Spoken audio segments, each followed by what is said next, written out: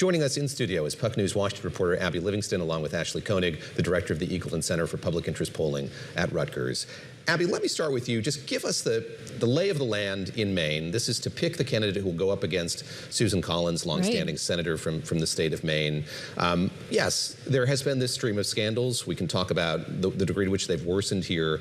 But with each one, it seems like there is a Maine population, at least of Democrats, kind of inured to this, who find Senator Collins distasteful and are willing to look the other way in backing Platner here in this race. This is an absolute obsession within the highest levels of the Democratic Party. You look at Twitter, they're fighting about it. It's generally, and this is the, Washington, New York political class, and it's often following along gender lines. But this is the most important Senate seat to Democrats. It's the easiest pickup, and yet it's been hard in the past. And there is among his supporters a confidence that he's been able to get through this, he's been able to weather this. But the other folks are like, well, hey, the Republicans haven't had their chance to just dump a nuclear bomb of advertising against him. And so I think the biggest question right now is what else is out there, and nobody seems to know what they don't know. And all the while, Janet Mills remains on the ballot, if I'm not mistaken. That's correct, and it seems unlikely that she would prevail on Tuesday. And Platner, and the decision makers on this are the Maine voters, and they seem to be sticking with him. But the question is, Maine is an older state, and many of the voters are older women. Are they going to go along with all of these allegations?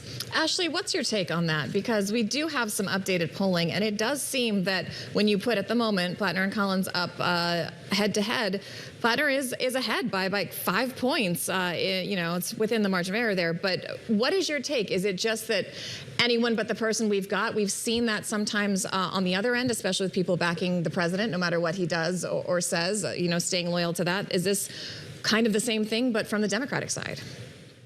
This race was supposed to be about Collins. This whole race was supposed to be about her. And really now it's going more towards Democratic viability and that tension between the two factions in the Democratic Party of progressive versus the kind of, moderate middle lane. And so we really see that gap, and we haven't even had the primary yet. We do see that gap between him and Collins tightening for the general ballot in November. So that should be somewhat of a warning sign leading into the primary and especially leading into the general in terms of, is this candidate still going to be viable and a surefire win against Collins as we head into November?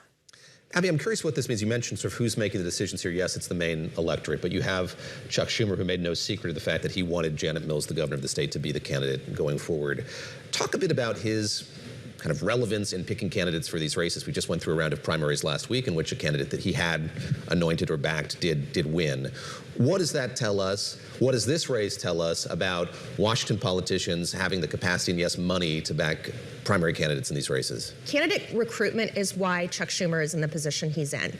This has been his forte. He has won many Senate seats that Democrats have had no business occupying based on his recruitment in these states. And he's had successes this year. North Carolina is obviously one of them.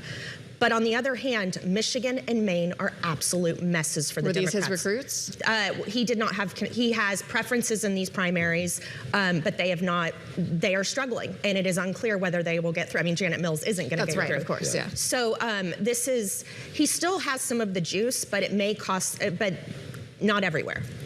All right, Ashley, we want to turn to the other end of the country now because votes are still being counted in California. But it looks like in the governor's race, it's going to be Javier Becerra. He's clinched a spot in the general. Hilton and Steyer are battling it out for number 2. And then you've also got the LA mayor's race. You've got Karen Bass. It looks like she's making it to the general. Spencer Pratt and Councilwoman are about a percentage point apart.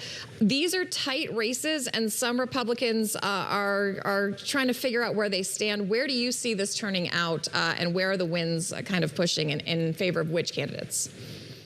I think when it comes to the governor, that Democrats did avoid the possible scary situation of a Republican taking that top spot. So, Democrats did dodge a bullet over there with the governor.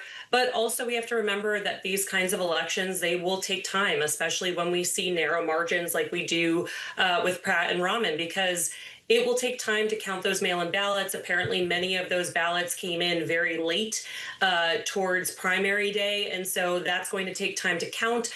Unfortunately, feeding a little bit of that kind of election security and election falsifying storyline that we know of, but that storyline is not going to go away as we head into the midterms.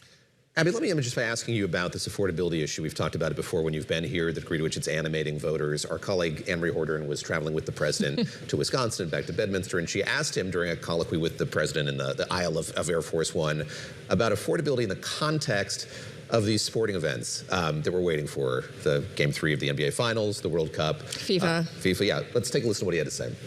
Cheapest price for the Game 3 you're going to is $8,000. Everyday Americans can't afford these sports. Well, I know, but they can watch it on television. It's sort of semi-free to watch it on television, but that's the way life goes. You know, you have some, and now if the game wasn't if the team wasn't a big success, you could go very easily. So, you know, you can do that too, but that's the way life is. We got about a minute left, Abby, but that's the way life is. That's the way life goes. Strikes me as another semi-free.